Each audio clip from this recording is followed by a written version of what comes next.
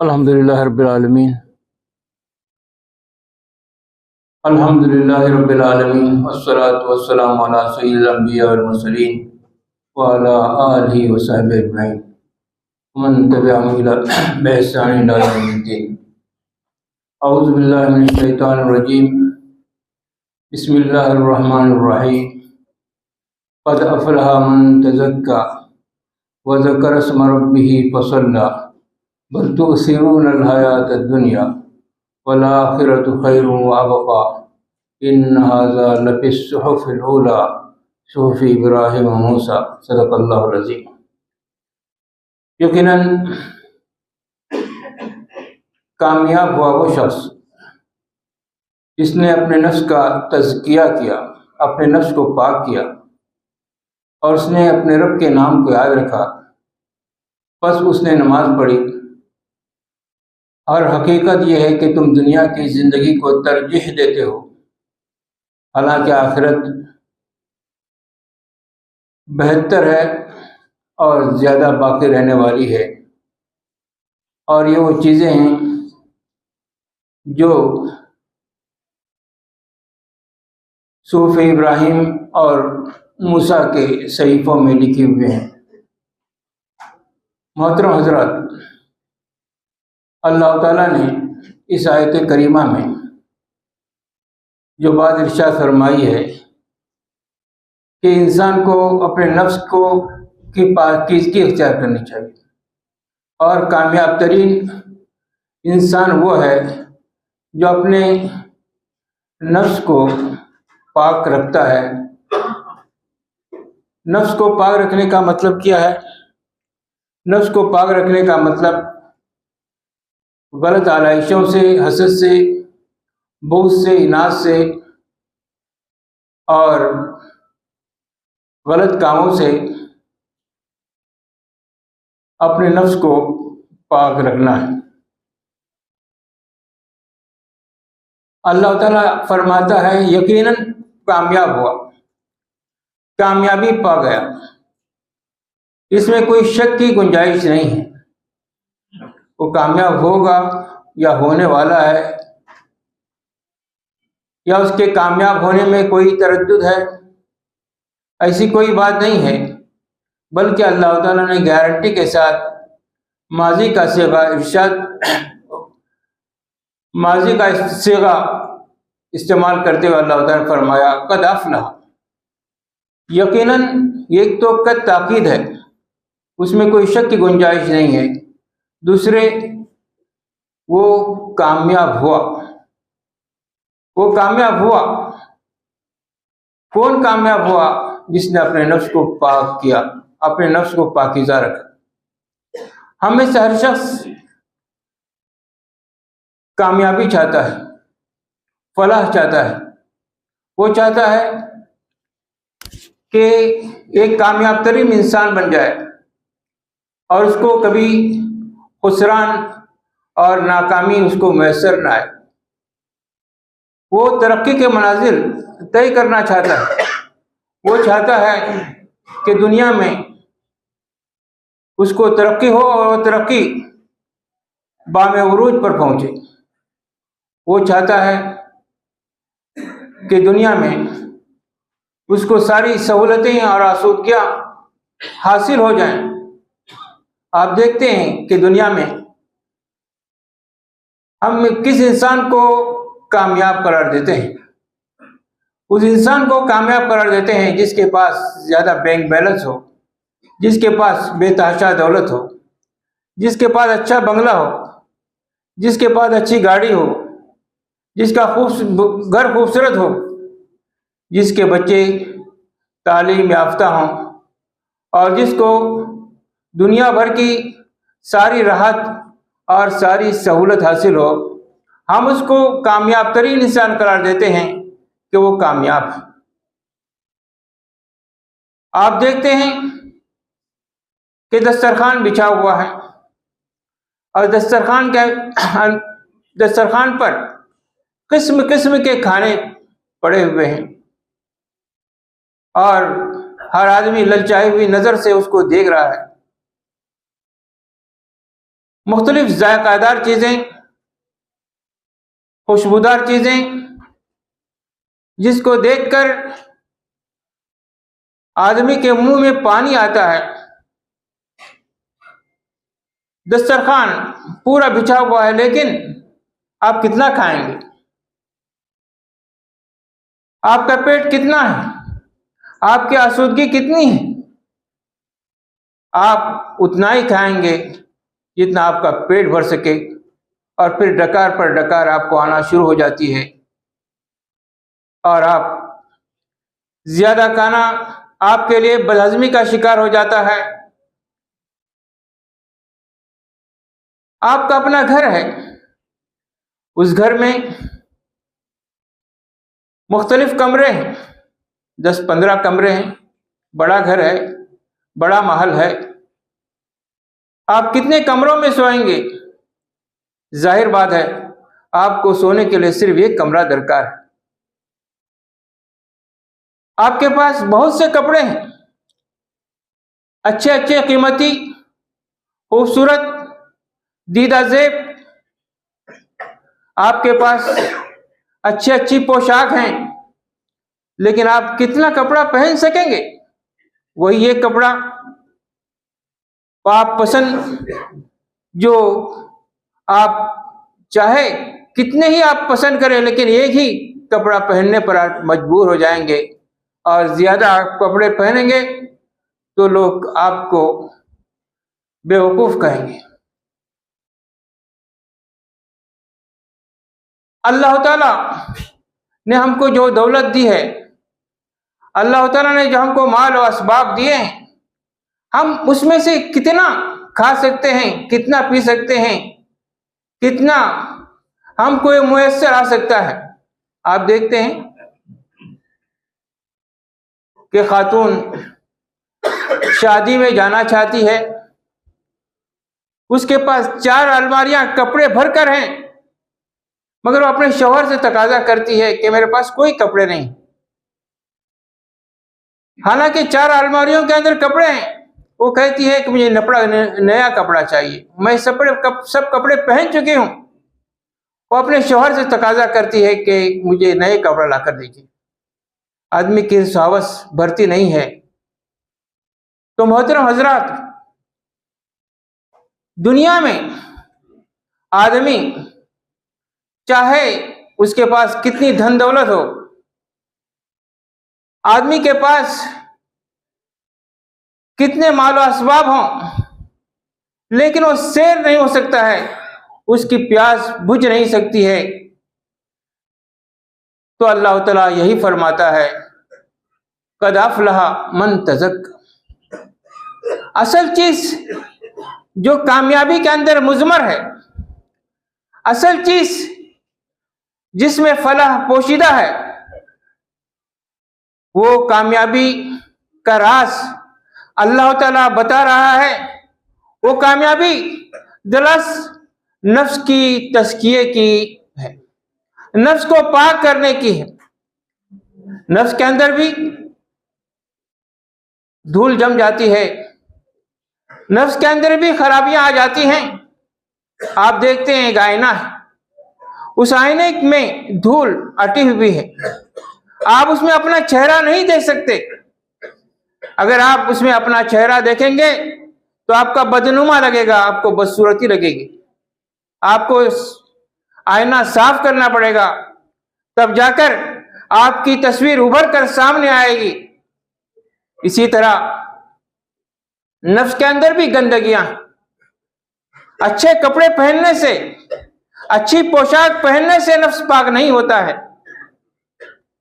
नफ्स की पाकीज़गी दिल की पाकीज़गी है। आप देखते हैं कोई अच्छे सूट बूट के अंदर है, अच्छे कीमती लिबास के अंदर है, लेकिन आपके साथ वो बदतमीजी के साथ पेश आता है। आपको कैसा लगता है?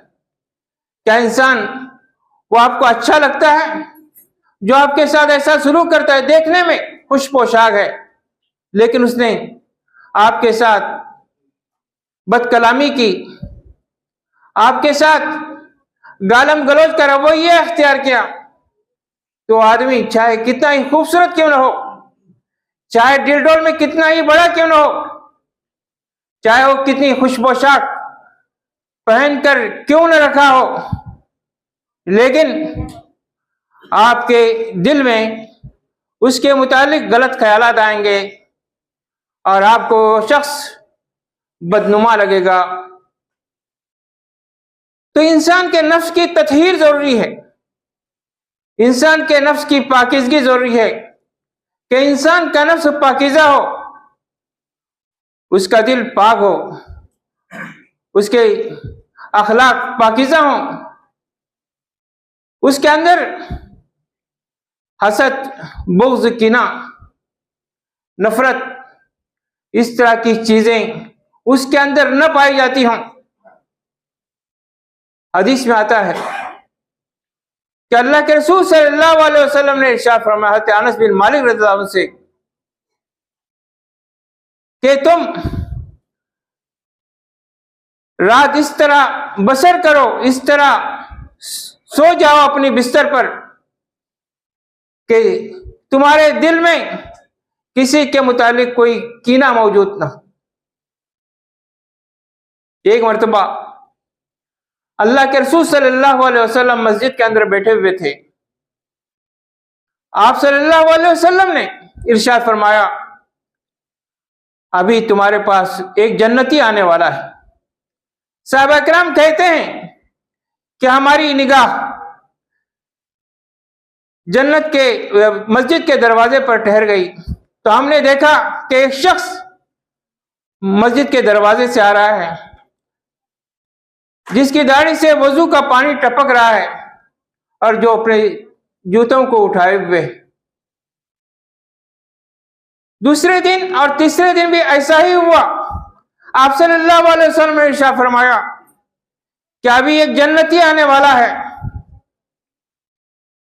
और हमने देखा कि वही शख्स था जिसकी दाढ़ी से वजू का पानी टपक रहा था और जो जूते उठाए हुए था। हज़रत अब्दुल्लाह बिन उमर रज़ियल्लाहु अन्हु कहते हैं कि मुझे तजस्सुस पैदा हुआ कि इसके अंदर क्या खासियत है, क्या वो खूबी है कि अल्लाह के रसूल सल्लल्लाहु अलैहि वसल्लम ने उसको जन्नत की खुशखबरी सुनाई है। हज़रत अब्दुल्लाह बिन उमर रज़ियल्लाहु अन्हु कहते हैं कि मैं उसके घर में गया और मैंने उस शख्स से कहा कि मेरे और मेरे बाप के दरमियान कुछ झगड़ा हुआ है, मैं चाहता हूं कि आपके साथ रहूं, आपके साथ गुजर बसर करूं। वो शख्स उस शख्स के पास हज़रत अब्दुल्लाह बिन उमर रज़ियल्लाहु अन्हु मेहमान बनकर ठहरे। कहते हैं कि मैं 3 दिन ठहरा। मैंने देखा कि कोई बड़े इबादत गुजार तो नहीं है, रातों को उठकर लंबी लंबी नमाजें पढ़ने वाले तो नहीं हैं, अलबत्ता जब करवट बदलते हैं तो अल्लाह का जिक्र करते हैं, अल्लाह का नाम लेते हैं, तस्बीह करते हैं और नमाज पढ़ते हैं। मुझे बड़ा ताज्जुब हुआ और मैं जरा मायूस भी हुआ। मैंने उस शख्स से कहा कि अल्लाह के रसूल सल्लल्लाहु अलैहि वसल्लम ने आपके बारे में जन्नत की खुशखबरी दी है और मैंने कोई ऐसा खास अमल आपके अंदर नहीं देखा जो दूसरों के अंदर मैं नहीं देखा हो, और मैं अब वापस जा रहा।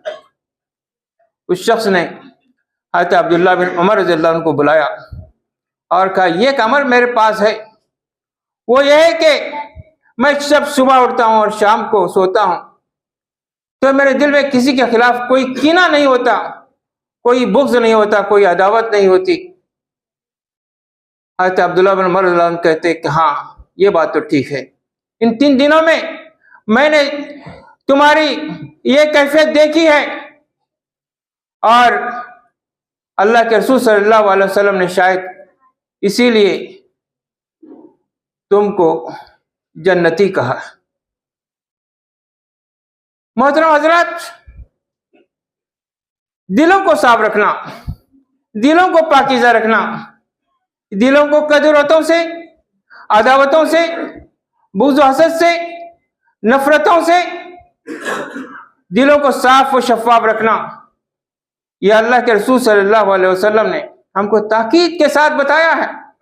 आज हम देखते हैं कि मुसलमान भाई भाई, घर के अंदर मियाँ बीवी, आपस के रिश्तेदार, दिलों के अंदर उनकी कितनी नफरतें पाई जाती हैं, आपस में ताल्लुकात किस तरह बिगड़ जाते हैं, किस तरह अदावतें और दुश्मनियां घिर कर जाती हैं।